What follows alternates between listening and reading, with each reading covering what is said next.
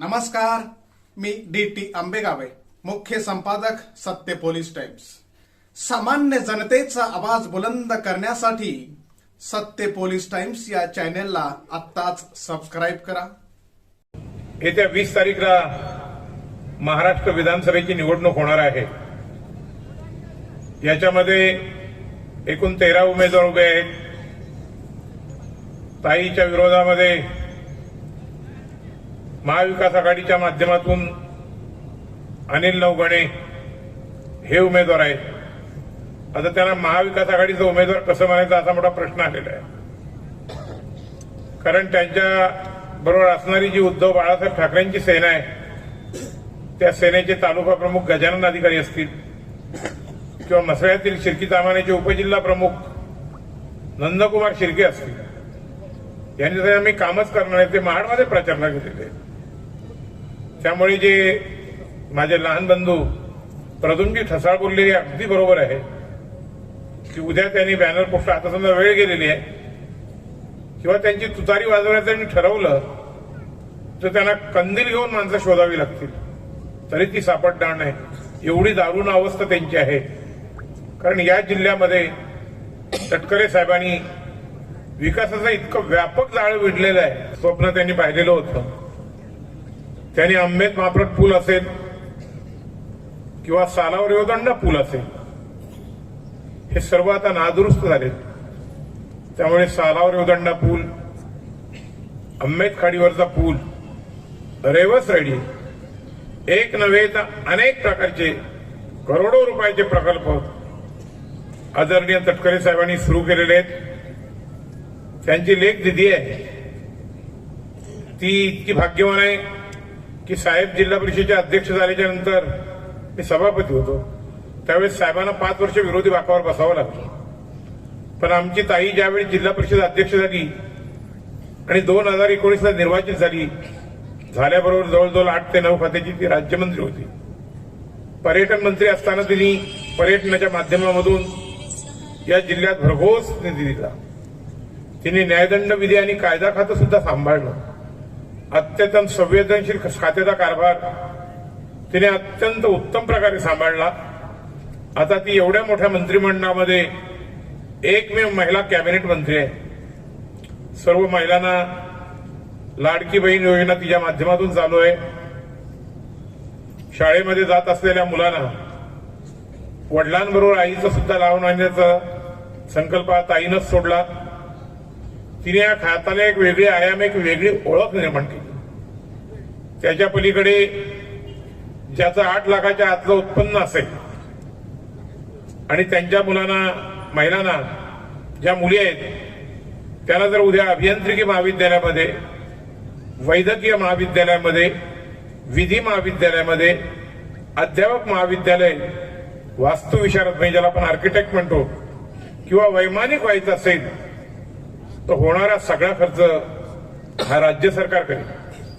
केंद्र सरकारने आयुष्यमान भारत योजना म्हणजे 5 लाख रुपये देतात, पण त्याच्या पलीकडे या सरकारने आणखी एक निर्णय असा घेतलाय की ज्याचं 50,000च्या आतलं उत्पन्न असेल तर त्याची कितीही मोठी हृदयाची शस्त्रक्रिया असो, मेंदूज्वर असो, मूत्रपिंड असो किंवा माझ्यासारखा 3ऱ्या स्टेजचा कर्करोग झालेला माणूस असो, त्याच्या संपूर्ण आजाराला, मग ते जसलोक असो, ब्रीच कॅन्डी असो, हिंदुजा असो, लीलावती असो, अंबानी असो, एशियन हार्ट असो किंवा तुमचं रिलायन्स असो, केज रहेजा असो, सेफी असो, बॉम्बे हॉस्पिटल असो किंवा भाटिया असो, तिथला संपूर्ण खर्च राज्य सरकार करेल।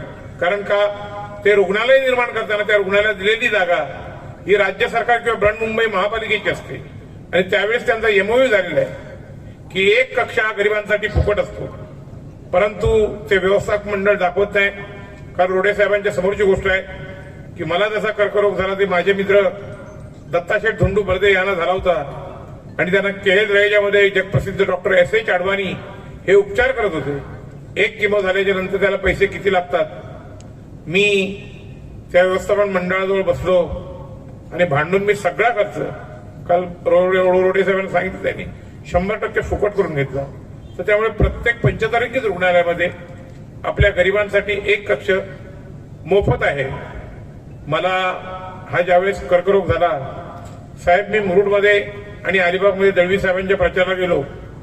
मला ज्यावेळेस 2019चा कर्करोग झाला आणि मी जेव्हा रुग्णालयात दाखल झालो तेव्हा महेंद्र दळवीने पहिला फोन चंद्रकांत रोडेला केला की तांबे साहेबांचा मला खाते नंबर पाठव.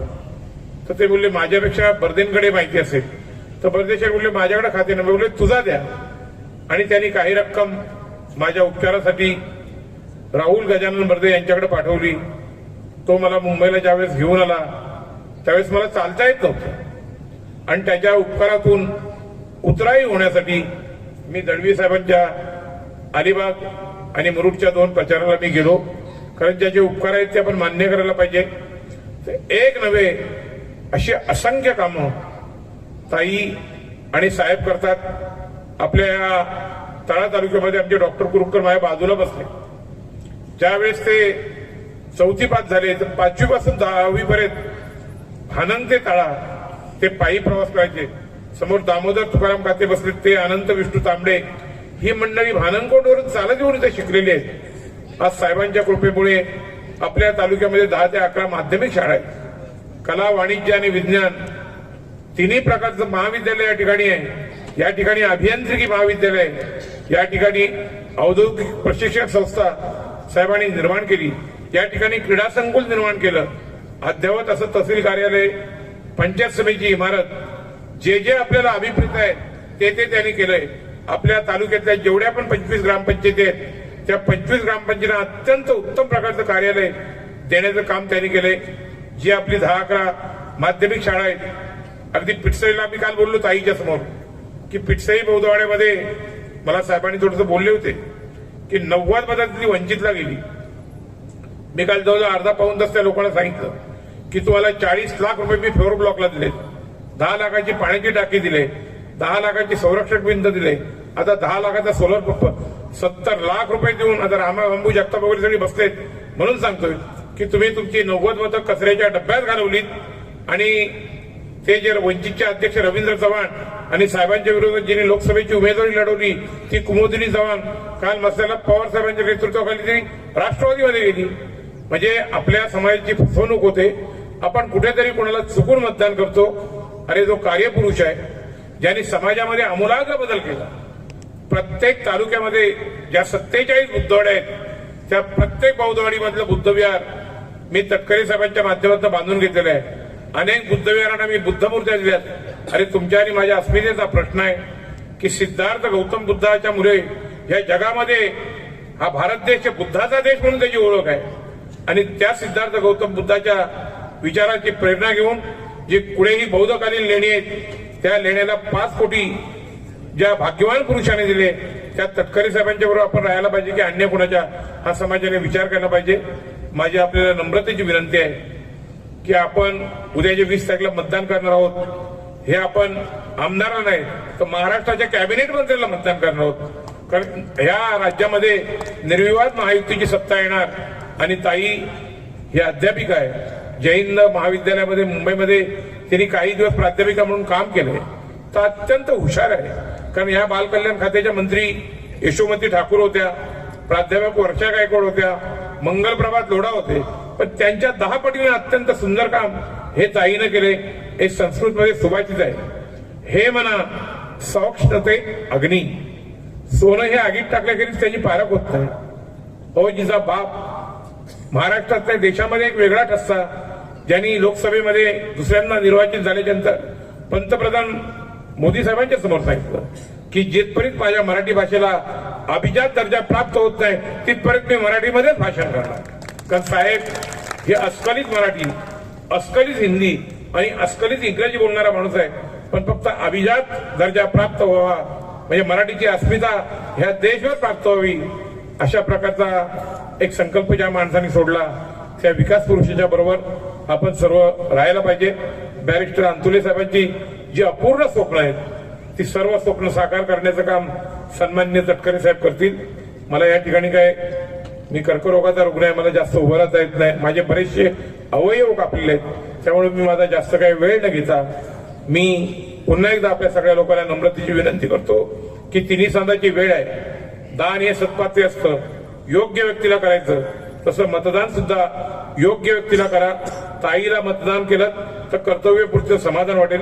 ताईला मत म्हणजे परिवर्तनाला मत, ताईला मत म्हणजे विकासाला मत, ताईला मत म्हणजे सर्व धर्म समभाव, निधर्मी राजवट, धर्मनिरपेक्षता, डॉक्टर बाबासाहेब आंबेडकर, महात्मा फुले, राजर्षी शाहू महाराज आणि छत्रपतींना जो अभिप्रेत असलेला विचार आहे त्याचा अंमल करायचा असेल तरच आपल्याला 20 तारखेला घड्याळाच्या समोरचं बटन दाबून ताईला प्रचंड मताने विजयी करा अशा प्रकारची विनंती करतो आणि थांबतो. जय हिंद, जय महाराष्ट्र, जय भीम. सामान्य जनतेचा बुलंद आवाज, सत्य पोलीस टाइम्स.